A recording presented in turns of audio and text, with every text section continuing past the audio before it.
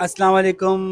हम Cambridge O level business studies का complete course cover कर चुके हैं, हर चैप्टर की वीडियो बना चुके हैं और अब हम कोर्स रिव्यू कर रहे हैं, यानी शॉर्ट वीडियोस बना रहे हैं इसमें रिवीजन के लिए कि जो बच्चे पेपर्स देने के लिए तैयारी कर रहे हैं वो जल्दी से छोटी छोटी वीडियोस देख के अपना पूरा कोर्स को रिव्यू कर लें, रिवाइज कर लें। तो आज इस सिलसिले में हमारे जो यूनिट्स हम पीछे से सारे ही कवर कर चुके हैं, रिव्यू भी कर चुके हैं सारे यूनिट्स का। तो अब आखिरी यूनिट का रिव्यू रह गया है, वो है external influences on business issues. बहुत आसान सा चैप्टर है, अगर आपने इकोनॉमिक्स पढ़ी है तो आपके लिए बहुत बच्चों वाला चैप्टर है, तो इसको हम बहुत क्विकली इंशाल्लाह निपटा लेंगे। बिजनेस साइकिल पता होनी चाहिए सबसे पहले तो आपको। बिजनेस साइकिल क्या होती है? एक इकोनॉमी के अंदर कारोबार स्ट्रेट लाइन पे नहीं चलता, खासतौर पे कैपिटलिस्टिक सोसाइटी जिसमें कि हम जी रहे हैं, वहाँ पे बिजनेस साइकिल चलती है। उसमें एक्स एक्सिस पे टाइम है यानी नंबर ऑफ ईयर्स हैं, वाई एक्सिस पे जीडीपी है। तो जीडीपी बढ़ता है, फिर थोड़ा सा जीडीपी ग्रोथ है एक्चुअली। तो जीडीपी ग्रोथ थोड़ी बढ़ती है, फिर कम होती है, बढ़ती है, फिर कम होती है, बढ़ती है, कम होती है। तो ये ग्रोथ जो है वो आहिस्ता आहिस्ता ऊपर जाती है, जिसमें कि मुख्तलिफ स्टेजेस होते हैं, जिसमें कि stage of growth, boom boom और रिसेशन और स्लम्प ये शामिल है। ठीक है, तो हम ये देखते हैं कि बिजनेस अपनी पीक पे है, बिजनेस एक्टिविटी ग्रोथ अपनी मैक्सिमाइज हो चुकी है, फिर आहिस्ता आहिस्ता वो नीचे आना शुरू होती है। और ये ऐसे ही बिजनेस हमेशा चलता है। बाज़ मुल्कों में साइकिल्स 10 साल में आती हैं, बाज़ मुल्कों में 15 साल में आती हैं, बाज़ मुल्कों में 8 साल में आ जाती हैं। जितना ज़्यादा बिजनेस एक्टिविटी स्टेबल होती है, उतनी ही ये साइकिल की का मैग्नीट्यूड कम होता है। जितना साइकिल का मैग्नीट्यूड कम होगा, पीक भी कम आएगी लेकिन ट्रफ भी कम आएगी, तो बिजनेस स्मूथली आगे जा रहा होगा। ये ज़्यादा इंपॉर्टेंट है। तो बहरहाल लेकिन ये सवाल है नहीं, आपके इस चैप्टर में पूछा ही नहीं जा रहा। तो एक्चुअली जो आपसे इसमें बात की जा रही है, बस बिजनेस एक्टिविटी के बूम और रिसेशन आपको पता होने चाहिए, ग्रोथ और रिसेशन पता होनी चाहिए। और इन्फ्लेशन, एम्प्लॉयमेंट और जीडीपी का बिजनेस पे कोई फर्क पड़ता है? दो तरह से पड़ता है। जैसे इन्फ्लेशन ले लें, चलें, इन्फ्लेशन होने का बिजनेस पे दो तरह से इम्पैक्ट पड़ता है। इन्फ्लेशन ज्यादा है तो परचेजिंग पावर कम हो रही होगी, प्राइसेस बढ़ रही होंगी, आपको फायदा है। एक तो इम्पैक्ट हो गया अपना इन्फ्लेशन का खुद, और एक इम्पैक्ट होगा कि हमें पता है कि जब इन्फ्लेशन ज्यादा है तो गवर्नमेंट इन्फ्लेशन को काउंटर करने के लिए कुछ हरकतें करेगी, उसका भी हमारे पर इम्पैक्ट आएगा। ये दोनों इम्पैक्ट देखने होंगे। एक तो इन्फ्लेशन का अपना इम्पैक्ट, जैसे आज पाकिस्तान में इन्फ्लेशन है, बिजनेसमैन खुश हो जाए कि जी इन्फ्लेशन है, प्राइसेस ऊपर जा रही हैं, प्राइसेस तो ऊपर जा रही हैं, लेकिन एक तरफ इन्फ्लेशन की वजह से परचेजिंग पावर कम हो रही है, तो आपका हर प्रोडक्ट नहीं बिकेगा, रॉ मटेरियल की बढ़नी है। दूसरा, जब गवर्नमेंट इन्फ्लेशन को टारगेट करेगी तो कॉन्ट्रैक्शनरी फिजिकल और कॉन्ट्रैक्शनरी मॉनेटरी पॉलिसी कर लेगी। कॉन्ट्रैक्शनरी पॉलिसी का नतीजे में फिजिकल पॉलिसी कॉन्ट्रैक्ट करेगी तो बिजनेस ग्रोथ कम हो जाएगी। मॉनेटरी पॉलिसी कॉन्ट्रैक्ट करेगी तो लोन महंगा पड़ेगा, इंटरेस्ट रेट बढ़ा देगी गवर्नमेंट। आज पाकिस्तान में जो हो रहा है, ये बात स्ट्राइक कर रही है या ऊपर से गुजर रही है? तो बहुत सारी चीज़ें, इन्फ्लेशन के बढ़ने से बिजनेस एक्टिविटी को बहुत सारे इम्पैक्ट्स होंगे। ये इम्पैक्ट्स का आपको पता होना चाहिए है। इन्फ्लेशन है लेकिन कम है, ये आइडियल होता है बिजनेस के लिए। थोड़ी थोड़ी प्राइसेस बढ़ रही हैं और इतनी नहीं बढ़ रही कि परचेजिंग पावर रिड्यूस हो जाए, या गवर्नमेंट इतना बड़ा कोई इनिशिएटिव ले ले कि भाई हमें इंटरेस्ट रेट बढ़ा देना चाहिए, स्पेंडिंग कट कर देनी चाहिए, ये वाले लेवल पे बात ना जाए। ठीक है, इसी तरह से गवर्नमेंट ये चाहती है, अगर अनएम्प्लॉयमेंट को देखें तो अनएम्प्लॉयमेंट बढ़ेगी तो आपको पता है कि फिर आपके पास वर्कर्स बहुत सारे अवेलेबल हो जाएंगे। जैसे इन्फ्लेशन बढ़ रही थी, कीमतें बढ़ रही थी, आप खुश हो रहे थे? नहीं। इसी तरह से अनएम्प्लॉयमेंट बढ़ रही थी, वर्कर्स आपको लग रहा है अवेलेबल होंगे? नहीं। अनएम्प्लॉयमेंट बढ़ने का मतलब है कि परचेजिंग पावर कम हो रही है, मार्केट में मौजूद लोगों के पास खरीदने के लिए, सामान खरीदने के लिए पैसे कम है, आपकी सेल कम होगी अनएम्प्लॉयमेंट बढ़ने से। यस, आपको वर्कर्स थोड़े से सस्ते अवेलेबल होंगे, लेकिन ये लोग जो काम नहीं कर रहे ये वो ज्यादा है। आप कितने लोगों को एम्प्लॉय कर लेंगे? सस्ते वर्कर मिले, कितने एम्प्लॉय कर लेंगे? आपने लाखों लोग जो अनएम्प्लॉयड थे उसमें से 100 एम्प्लॉय कर लिए, बाकी जो लाखों अनएम्प्लॉयड थे उसकी वजह से आपकी डिमांड में जो फर्क पड़ेगा वो ज्यादा है। दूसरा, जैसे मैंने कहा, हर सिचुएशन के दो एंगल देखिएगा बिजनेस। एक, अनएम्प्लॉयमेंट की वजह से क्या मसला हुआ, परचेजिंग पावर कम हो गई। दूसरा, अनएम्प्लॉयमेंट को काउंटर करने के लिए गवर्नमेंट क्या करेगी, वो भी फिर आपको देखना पड़ेगा। अलाउंसेस देगी, मिनिमम वेज को सेट करने की कोशिश करेगी, उसमें कुछ आर्ग्यूमेंट होंगी। फिर इकोनॉमिक ग्रोथ बढ़ रही है तो उससे फ़ायदा है, लेकिन इकोनॉमिक ग्रोथ ज़्यादा बढ़ रही है तो उसमें कुछ मसाइल भी हो सकते हैं, जैसे कि इन्फ्लेशन। ये कल ही हमने डिस्कस की थी सारी बात कि बहुत हाई इकोनॉमिक ग्रोथ है तो क्या इससे नुकसान भी हो सकता है जी बिजनेस में, खासतौर पे ऐसे बिजनेसेस। जनरली तो फ़ायदा है इकोनॉमिक ग्रोथ का। इकोनॉमिक ग्रोथ से होगा कि लोग इनकम बढ़ेगी, स्टैंडर्ड्स बढ़े होंगे तो बाहर से लग्जरी आइटम्स ज़्यादा मंगाएंगे और जिसकी वजह से इम्पोर्ट बढ़ेगी और तो भी बढ़ सकती हैं, इम्पोर्ट बढ़ेंगी, बढ़ेंगी ही नहीं बल्कि बढ़ सकती हैं, मे का लफ्ज़ यूज़ करेंगे। जिसकी वजह से ट्रेड डेफिसिट हो तो सकता है। अगर इकोनॉमिक ग्रोथ कम हो रही है तो मसला है ना, इकोनॉमी श्रिंक हो रही है, हमें पता है उसमें अपॉर्चुनिटीज भी हैं। इकोनॉमिक ग्रोथ कम हो रही है, इकोनॉमी श्रिंक हो रही है, तो आपको पता है गवर्नमेंट क्या करने वाली है, अपनी जी बढ़ाएगी, गवर्नमेंट स्पेंडिंग बढ़ाएगी, इंटरेस्ट रेट कम करेगी, आप वहां पे एडवांटेज देने के लिए तैयार रहो। इकोनॉमिक ग्रोथ कम होने से प्रॉब्लम्स भी हैं, लेकिन कम इकोनॉमिक ग्रोथ में गवर्नमेंट ने जो स्टेप्स लेने हैं उससे हमें कुछ एडवांटेज भी होना है। तो गवर्नमेंट स्पेंडिंग, गवर्नमेंट पॉलिसी जो है वो हमें देखनी है। तो गवर्नमेंट चाहती है लो इन्फ्लेशन हो, लो अनएम्प्लॉयमेंट हो, बैलेंस ऑफ पेमेंट बैलेंस्ड हो। अगर बैलेंस ऑफ पेमेंट बैलेंस नहीं है तो भी हमें क्या मसाइल आ सकते हैं, गवर्नमेंट इंपोर्ट पे बैन लगा सकती है, कोटा टैरिफ लगा सकती है, जिससे हमें प्रॉब्लम्स हो सकते हैं। तो एक्चुअली एक प्रॉब्लम है हमें उस सिचुएशन की अच्छाई या बुराई से, और एक प्रॉब्लम है हमें उसके नतीजे में गवर्नमेंट के उठाने वाले इकदाम से। दोनों को ध्यान में रखना है। तो गवर्नमेंट की पॉलिसीज कौन कौन सी हैं? तीन है, फिजिकल पॉलिसी, मॉनिटरी पॉलिसी और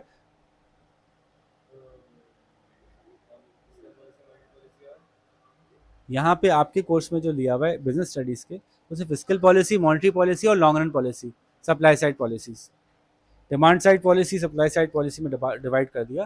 फिजिकल पॉलिसी, मॉनिटरी पॉलिसी और सप्लाई साइड पॉलिसी। इकोनॉमिक्स का कोर्स नहीं है इसलिए जनरल बात कर रहे हैं, वरना तो हम इसमें बात करते हैं कि फिजिकल पॉलिसी भी डिमांड साइड सप्लाई साइड हो सकती है। खैर, तो फिजिकल पॉलिसी क्या होती है? गवर्नमेंट कहाँ से कमा रही है, कहाँ खर्च कर रही है। कमाने का मतलब कहाँ कहाँ टैक्स लगा रही है, खर्च का मतलब कहाँ कहाँ सब्सिडी दे रही है, या कहाँ कहाँ प्रोजेक्ट्स लगा रही है, सड़कें बना रही है, डैम बना रही है, इंफ्रास्ट्रक्चर क्रिएट कर रही है। गवर्नमेंट जो पैसे कलेक्ट करती है वो डायरेक्ट और इनडायरेक्ट दोनों टैक्सेस से करती है। डायरेक्ट टैक्स क्या होता है? जो इनकम पे लगा दिया जाता है। और इनडायरेक्ट टैक्स क्या होता है? जो सेल्स पे लगाते हैं कि भाई जो बंदा कुछ कंज्यूम कर रहा है उससे एक्स्ट्रा पैसे भी दे। वो चीज़ जो बंदा कंज्यूम करना छोड़ ही नहीं सकता, उस पर टैक्स लगाने में गवर्नमेंट को बड़ा फायदा होता है, लोगों को बहुत नुकसान होता है। मसलन बिजली इस्तेमाल करना छोड़ नहीं सकते, उस पर टैक्स लगा दो तो एक्स्ट्रा पैसे लेते रहो उस पर। पेट्रोल इस्तेमाल करना नहीं छोड़ सकते, उस पर टैक्स लगा दो, एक्स्ट्रा पैसे लेते रहो। तो इनडायरेक्ट टैक्स जो है वो रिग्रेसिव होता है, आवाम के ऊपर ज़्यादा नुकसान होता है, गरीब के ऊपर ज़्यादा लगता है। इनकम टैक्स होता है। इनकम टैक्स जो है वो प्रोग्रेसिव किया जा सकता है। ठीक है, जो इनडायरेक्ट टैक्स है उसको वैट भी कहते हैं, वैल्यू एडेड टैक्स, ये इसको भी कहते हैं। General sales tax. तो टैक्स की मुख्तलिफ किस्में, एक इनकम टैक्स है जो कि आम एम्प्लॉई कमा रहा है, एक एम्प्लॉई की तनख्वाह में से कट जाता है इनकम टैक्स। फिर एक प्रॉफिट और कॉर्पोरेट टैक्स है कि जो कंपनी प्रॉफिट कमा रही है उसमें से टैक्स टैक्स कटता है। इनडायरेक्ट टैक्स के अंदर जो है वो सारे वो टैक्स आ गए जो सेल्स पे होते हैं। कोई चीज़ आप खरीदते हैं 17% ड्यूटी लगी हुई है, वो सेल्स टैक्स है। हर चीज़ से खरीदने पे हम एक्स्ट्रा पैसे गवर्नमेंट को भी दे रहे हैं। तो एक तरफ हम अपनी प्रॉफिट पे टैक्स दे रहे हैं, अपनी सैलरी पे टैक्स दे रहे हैं, और फिर जो भी चीज़ खरीद रहे हैं उस पर भी टैक्स दे रहे हैं। ठीक है। फिर टैरिफ और कोटा भी एक टैक्स ही होता है। टैरिफ के अंदर क्या होता है कि आप इंपोर्ट पे आने वाली चीज़ों के ऊपर टैक्स लगा देते हैं, जैसे हमारे यहाँ बात चीज़ों पे 200% टैक्स लगा हुआ है। और कोटा का मतलब है चीज़ को लिमिट ही कर देते हैं आप टैक्स के बजाय। दूसरी तरफ गवर्नमेंट की स्पेंडिंग क्या क्या होती है? गवर्नमेंट की स्पेंडिंग होती है मुख्तलिफ दो तरह से। एक तो गवर्नमेंट स्पेंड करती है सब्सिडी देने पे, और दूसरा गवर्नमेंट स्पेंड करती है प्रोजेक्ट्स बनाने पे। हमारे मुल्क में गवर्नमेंट एक और जगह स्पेंड करती है अपनी कॉरपोरेशन चलाने में, PIA, स्टील मिल, इससे भी खर्चा करती है गवर्नमेंट। तो तीन खर्चे हो गए हमारे पास। गवर्नमेंट की स्पेंडिंग है, गवर्नमेंट ने जो है वो सब्सिडी दे दी मुख्तलिफ बिजनेसेस को कम्पीट करने के लिए। दूसरा गवर्नमेंट ने क्या किया, गवर्नमेंट ने प्रोजेक्ट्स लगाए, एजुकेशन पे खर्च कर रही है, हेल्थ पे खर्च कर रही है, सड़कें बना रही है, डैम बना रही है, बिजली एक्स्ट्रा दे रही है बना के, इस तरह के प्रोजेक्ट्स कर रही है। तीसरा गवर्नमेंट अपनी कॉपरेशन चला रही है, PIA चला रही है, स्टील मिल चला रही है, और गवर्नमेंट के जो बिजनेस है उनको रन कर रही है। तो गवर्नमेंट अपने एक्सपेंडिचर्स बढ़ा सकती है, उससे बिजनेस एक्टिविटी बढ़ जाती है। गवर्नमेंट ने एक सड़क बनाना शुरू करी तो सड़क से की जो रॉ मटेरियल है उसकी डिमांड बढ़ गई, मार्केट में एक्टिविटी बढ़ गई, GDP ग्रोथ कम हो रही थी थोड़ी सी डेवलप हो गई। ठीक है, गवर्नमेंट ने डैम बना दिया, जॉब्स मिलना बढ़ गई, सीमेंट की डिमांड बढ़ गई, सरिया की डिमांड बढ़ गई, मार्केट में इकोनॉमिक एक्टिविटी शुरू हो गई। मॉनेटरी पॉलिसी क्या होती है? मॉनेटरी पॉलिसी होती है कितना पैसा मार्केट में अवेलेबल करना है, कितना इंटरेस्ट रेट रखना है। इंटरेस्ट रेट बढ़ाएंगे तो लोन लेना मुश्किल होगा, available money in the market कम हो जाएगी और इन्फ्लेशन पे नेगेटिव इम्पैक्ट पड़ेगा। जब लोग लोन कम लेंगे तो लोग खर्चा कम करेंगे, खर्चा कम करेंगे तो ओवरऑल इन्फ्लेशन के चांसेस कम होंगे। लेकिन ये पॉलिसी तभी कामयाब होगी जब इन्फ्लेशन ऐसी चीज़ों की वजह से हुई है जो डिमांड की वजह से इन्फ्लेशन हो गई है। अगर डिमांड बहुत बढ़ गई थी, आप इंटरेस्ट रेट बढ़ाएंगे, डिमांड कम हो जाएगी, इन्फ्लेशन भी कंट्रोल में आएगी। अगर इन्फ्लेशन हुई ही किसी और वजह से थी, मसलन इंपोर्टेड इन्फ्लेशन थी, बाहर से आने वाली चीज़ें महंगी थी इसलिए इन्फ्लेशन थी, तो आप अगर इंटरेस्ट रेट बढ़ा भी देंगे तो डिमांड कम होने से इन्फ्लेशन कम नहीं होगी और नुकसान होगा, जैसे कि हमारे यहाँ होता है।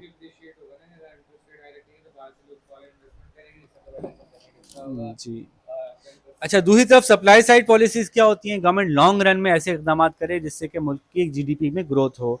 ये सारी बातें आपको पता हैं। तो सप्लाई साइड पॉलिसीज में क्या क्या आता है? सप्लाई साइड पर training, education, longer run infrastructure development, privatisation, ऐसी कंपनी जो गवर्नमेंट की लॉस में जा रही है उनको प्राइवेट करके भेज दो। अभी पाकिस्तान में पीआईए प्राइवेटाइज हो रही है, स्टील मिल पे बात चल रही थी, अभी वो कैंसिल हो गई। अब गवर्नमेंट की मुख्तलिफ पॉलिसी से बिजनेस कैसे रिएक्ट करता है, एक छोटा सा टेबल बना हुआ है, हम सारी बातें कर चुके हैं। 337 पे एक टेबल मौजूद है, आप उसको भी देख सकते हैं कि अगर इंटरेस्ट रेट बढ़ेगा तो बिजनेस पे क्या इम्पैक्ट पड़ेगा। बिजनेस को लोन लेना महंगा पड़ेगा और बिजनेस के कस्टमर को क्रेडिट पे उधार पे सामान खरीदना महंगा पड़ेगा। तो बिजनेस एक्टिविटी के लिए बहुत बुरा है इंटरेस्ट रेट का बढ़ना।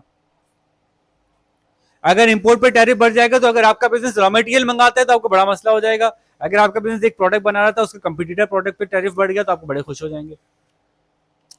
ठीक है, तो ये डिपेंड करता है कि आपका बिजनेस क्या कर रहा है और गवर्नमेंट की कौन सी पॉलिसीज आपको कहाँ से हिट कर रही है, फायदे में हिट कर रही है या नुकसान में हिट कर रही है। इसी तरह से इन्वायरमेंटल और एथिकल इश्यूज भी बहुत इंपॉर्टेंट हैं आजकल के बिजनेस इन्वायरमेंट के लिए। आपको ये देखना पड़ेगा कि आप ऐसे बिजनेस हैं, दोनों तरह से आप फंसते हैं। आप गवर्नमेंट की तरफ से ही फंसाए जा सकते हैं, गवर्नमेंट के रूल्स और रेगुलेशन, इन्वायरमेंटल और एथिकल रूल्स ऐसे हैं कि उनको फॉलो करें आप। ये गवर्नमेंट इंश्योर कर रही है कि पब्लिक के लिए बेहतरी हो। साथ में आपका इमेज भी एक इंपॉर्टेंट फैक्टर है। आपका इमेज ऐसा बन गया कि लोग कह रहे हैं कि ये बड़ा अच्छे लोग नहीं है, ये बड़ा इन्वायरमेंट को नुकसान पहुंचा रहे हैं, तो ऑटोमेटिकली आपसे लोग परचेज करना कम कर देंगे। तो एक बिजनेस को ये सोचना पड़ेगा कि एनवायरमेंटली फ्रेंडली और गवर्नमेंट के रेगुलेशंस और एथिकल वैल्यूज को सामने रखते हुए प्रोडक्शन करनी है। ठीक है, लेकिन इसका क्या नतीजा निकलेगा? इससे कोई नुकसान भी है बिजनेस को? कॉस्टली पड़ती है, चीज़ें कॉस्टली पड़ती हैं। इसी तरह से अमेरिका में चीज़ें प्रोड्यूस करना महंगा पड़ता है, चाइना में प्रोड्यूस करना सस्ता पड़ता है, क्योंकि वहाँ रेगुलेशंस ज़्यादा हैं, यहाँ रेगुलेशंस कम हैं।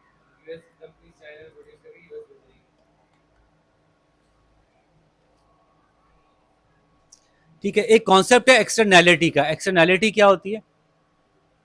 टोटल बिजनेस की जो कॉस्ट है वो टोटल बिजनेस के बेनिफिट से ज़्यादा हो जाए, कॉस्ट बढ़ जाए, बेनिफिट कम हो जाए। दो तरह के बेनिफिट होते हैं, प्राइवेट बेनिफिट और social benefit. Private cost private benefits, external cost external benefit, which is equals to social cost और सोशल बेनिफिट्स। तो ज़रा इसको समझ लें एक दफ़ा। प्राइवेट कॉस्ट आसानी से करते हैं। मुझे एक फैक्ट्री लगानी है, उस फैक्ट्री के लगाने में मेरा खर्चा होगा 1 करोड़ का, चलो आसान कर लो 1 मिलियन का, ये प्राइवेट कॉस्ट होगी। प्राइवेट बेनिफिट क्या है? इससे मुझे हर साल इससे मुझे 1 मिलियन में से 100,000 रिटर्न आएगा।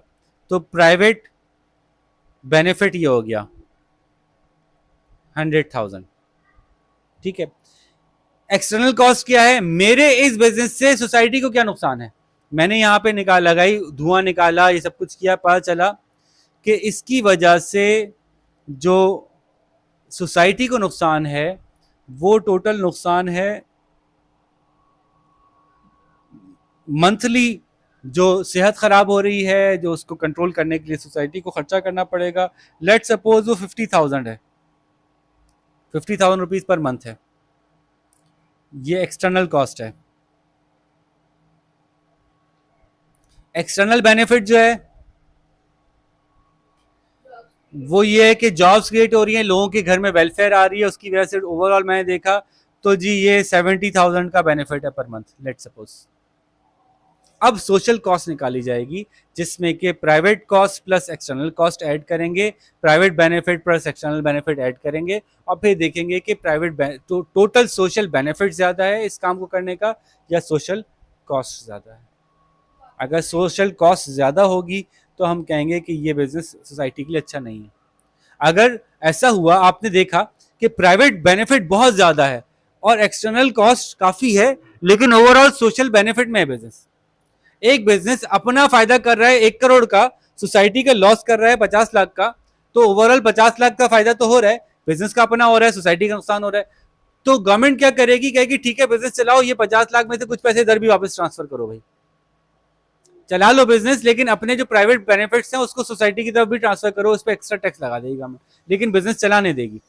लेकिन एक ऐसा बिजनेस है इससे सोशली लॉस ही हो रहा है, तो फिर उस बिजनेस को चलाने देने में गवर्नमेंट को प्रॉब्लम होगा कि जितना तुम अपना फायदा कर रहे हो उससे ज्यादा तुम दूसरों का नुकसान कर रहे हो। अगर तुमसे सारे पैसे भी ले लें हम, तब भी दूसरों का नुकसान नहीं भरा जा सकता, इसलिए ये बिजनेस चलाने देने में हमें मसला है।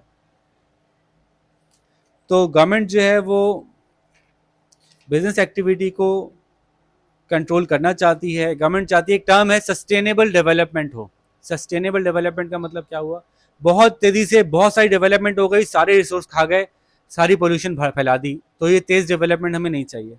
ऐसी डेवलपमेंट चाहिए कि आराम आराम से हो, लेकिन वो लॉन्गर रन में वो डेवलपमेंट जारी रह सके, हम अपने सारे रिसोर्सेज ना खा चुके हों। तो उसके लिए हम क्या करते हैं, रिन्यूएबल एनर्जी इस्तेमाल करते हैं। पेज नंबर 343 पे है कि वो क्या क्या तरीके हैं जो बिजनेस या इकोनॉमी करती है अपना सस्टेनेबल डेवलपमेंट के लिए। तो रिन्यूएबल एनर्जी यूज करो भाई, फॉसिल फ्यूल मत यूज करो, ठीक है, और वेस्ट को रिसाइकिल करो,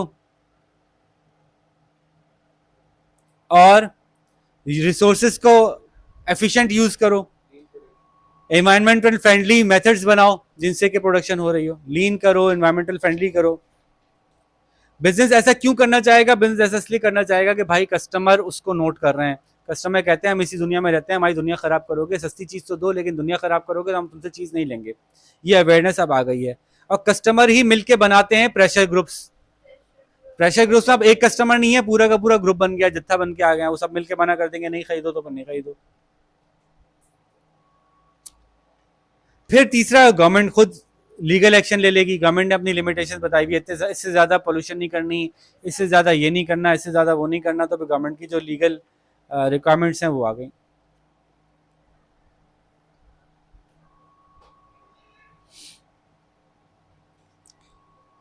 इसी तरह से एक तो एनवायरमेंटल इश्यूज है ना, कुछ एथिकल इश्यूज भी हैं। एथिकल इश्यूज का मतलब क्या हुआ, अच्छा एनवायरमेंटल इश्यूज को जो है वो पेज 346 पे समराइज किया गया है, वहाँ पे देख लीजिएगा, ये चार्ट अपने पास ज़रूर बना लीजिएगा। और एथिकल इश्यूज का मतलब होता है वो डिसीजंस जिसमें मोरालिटी शामिल है, मतलब ब्राइब देनी चाहिए कि नहीं देनी चाहिए। आपको पता है कि यहाँ लेबर बहुत सस्ता है, लेकिन इतना सस्ता है कि इससे जो मैं लेबर को पे कर रहा हूँ इससे उनका डे टू डे गुजारा नहीं होगा। अब बाय लॉ तो आपको नहीं कोई मना कर रहा, लेकिन आपका अपना एथिकल कोड, आप कह रहे हैं यार ये कैसे सरवाइव करेगा, थोड़ा पैसे तो दूं मैं इसको।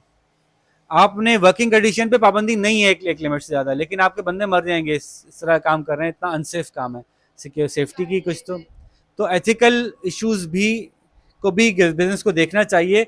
एक तो उसकी पर्सनल मोरालिटी का इशू तो है ही, लेकिन सोसाइटी भी देख रही है कि आप चाइल्ड लेबर यूज़ कर रहे हैं, अनसेफ प्रैक्टिसेस हैं, लोग मर जाते हैं आपके यहाँ, आप प्रॉपर वेज नहीं दे रहे, हम आपसे नहीं खरीदेंगे। तो ये पब्लिक भी एथिकल इश्यूज को भी देख रही होती है, सिर्फ इन्वायरमेंटल इश्यूज ही नहीं है बल्कि एथिकल इश्यूज भी इंपॉर्टेंट हैं। एथिकल इश्यूज समझ गए ना, उसमें ब्राइबरी है, चाइल्ड लेबर है, सेफ प्रैक्टिसेस हैं, आपकी लेबर के साथ डीलिंग है, रिलेशनशिप आपके कैसे हैं, आपके आसपास के लोगों से कैसे रिलेशनशिप है जहां आपने फैक्ट्री खोली हुई है। अच्छा, फिर तीसरी बात, गालिबन आखिरी बात इस यूनिट की, कि इंटरनेशनली बिजनेस अब खुल गया है। पहले आप एक फैक्ट्री लगाते थे, एक सर्विस प्रोवाइड करते थे पाकिस्तान में कराची में, तो कराची में रहते थे, अब कराची में से आप निकल के पूरे मुल्क में पहुंच गए, है ना। यहाँ तक कि वो छोटा सा जो घर में बिजनेस करती हैं खातून जो बच्चों को टॉयज बेचती हैं, तो वो भी कहती हैं कि डिलीवरी ऑल ओवर पाकिस्तान, ठीक है, उनका बिजनेस पाकिस्तान भर में फैल गया। इसी तरह से ग्लोबलाइजेशन के फैक्टर की वजह से, ग्लोबलाइजेशन के फैक्टर्स की वजह से अब आपका बिजनेस ग्लोबलाइज हो गया है इंटरनेट की वजह से, और साथ में दुनिया भर में ट्रेड एग्रीमेंट भी ऐसे हो गए हैं कि इधर से उधर टैरिफ के बगैर सामान आ रहा है जा रहा है। तो बहुत ऐसा लगने लगा है जैसे कि आप अपने ही मुल्क में सामान बेच रहे हैं। इसका ग्लोबलाइजेशन का इम्पैक्ट बिजनेस से बहुत पड़ा है, पॉजिटिव भी पड़ा है, कुछ मसाइल भी आए हैं, कुछ अपॉर्चुनिटी भी है, कुछ थ्रेट भी है। तो बहुत अच्छा सा चार्ट मौजूद है एज ऑलवेज पेज नंबर 352 पे। बहुत अच्छी सी डिबेट मौजूद है। मैं नहीं समझता कि इसमें कोई भी ऐसी बात है जो आपके लिए मुश्किल है। रिवाइज कर लेते हैं। ग्लोबलाइजेशन की अपॉर्चुनिटी क्या है? एक्सपोर्ट बढ़ गई है, दूसरी मार्केटें खुल गई हैं, अब आप भी वहां पे सामान बेचो। लेकिन ये बात ध्यान में रखना कि बाहर बेचने में ट्रैवल कॉस्ट बढ़ जाएगी, यानी ट्रांसपोर्ट कॉस्ट बढ़ेगी। बाहर फैक्ट्रीज खोलना आसान हो गया है, वहां पे वहीं जाके सामान बना लो चीपर गुड्स, लेकिन ये बात याद रखना कि वहां के अपने वर्किंग कंडीशंस होंगी, उनको देखना पड़ेगा। बाहर से इंपोर्ट करना सस्ता पड़ गया है, रॉ मटेरियल सस्ता आ रहा है, लेकिन ये बात याद रखना कि ऐसा भी हो सकता है गवर्नमेंट कोई रिस्ट्रिक्शन लगा दे, आप फंस जाओ। फिनिश गुड्स बाहर से मंगा के यहाँ बेच सकते हैं, बड़ा सस्ता हो गया है। Again local government local production को प्रोटेक्ट करने के लिए गवर्नमेंट कोई टैरिफ ना लगा दे, ये भी ध्यान में रखना। ग्लोबलाइजेशन की वजह से आप एक कारोबार कर रहे थे, बाहर से इंपोर्ट खुल गई, बहुत सामान आना शुरू हो गया, आप फंसने के चांस में हो गए कि आपका सामान बिकना बंद हो जाए। तो ये थ्रेट्स भी हैं ग्लोबलाइजेशन की।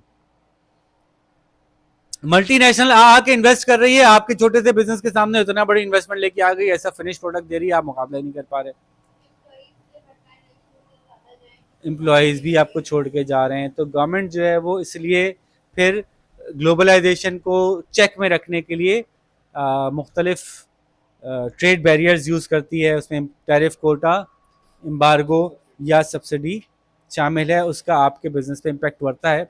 मल्टीनेशनल का इम्पैक्ट आपके बिजनेस में, आपकी दुनिया पे दो तरह से होता है। मल्टीनेशनल के आने से फ़ायदा तो होता है, आपको अच्छी प्रैक्टिसेस मिलती हैं, आपको अच्छी वर्किंग कंडीशंस दे रहे होते हैं, वो वैसे हर जगह नहीं दे रहे होते।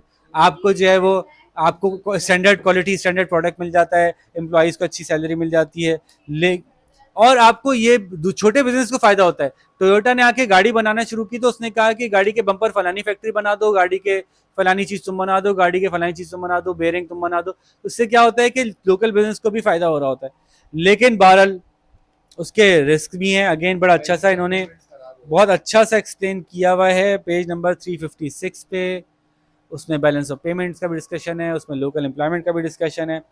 तो advantage and disadvantage of multinational business को एडवांटेज क्या है? नई मार्केट होती है, रॉ मटेरियल आसानी से मिल जाता है, ट्रेड बैरियर्स नहीं होते, तो उसको नए बिजनेस नए मुल्क में जाके मल्टीनेशनल खोलना अच्छा रहता है उसके लिए।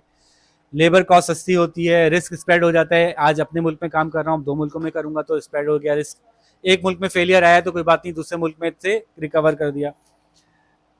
ठीक है। मल्टीनेशनल बिजनेस के एडवांटेज कंट्री को क्या होते हैं? इन्वेस्टमेंट आती है, टैक्स के पैसे आते हैं, एक्सपोर्ट बढ़ती हैं, इंपोर्ट कम होती है, क्योंकि बाहर से आने के बजाय लोकल बनना शुरू हो जाता है, जॉब्स बन जाती हैं, कंपटीशन अच्छा होता है। लेकिन कंट्री को कुछ मसाइल भी होते हैं, ये पैसे उठा के बाहर ले जाती हैं, स्केर्स रिसोर्सेज को भर भर के इस्तेमाल करती हैं, गवर्नमेंट इतनी बड़ी होती हैं, गवर्नमेंट की पॉलिसी को इम्पैक्ट करना शुरू कर देती हैं, अनस्किल्ड जॉब यहाँ पे क्रिएट करती हैं, स्किल्ड जॉब बाहर से क्रिएट करके यहाँ मंगा लेती हैं और प्रॉफिट बाहर चले जाते हैं। तो आखिरी बात इस पूरे गालिबन कोर्स की आखिरी बात ये है कि ग्लोबलाइजेशन में एक फैक्टर है एक्सचेंज रेट का। पेज नंबर 359 पे आप देख सकते हैं एक्सचेंज रेट। एक्सचेंज रेट का क्या फैक्टर है कि एक्सचेंज रेट अगर बढ़ता है, यानी आपकी करेंसी स्ट्रांग हो रही है, तो इंपोर्ट सस्ती पड़ेगी, एक्सपोर्ट महंगी हो जाएगी, जिसकी वजह से बिजनेस पे क्या क्या इम्पैक्ट आता है देख सकते हैं।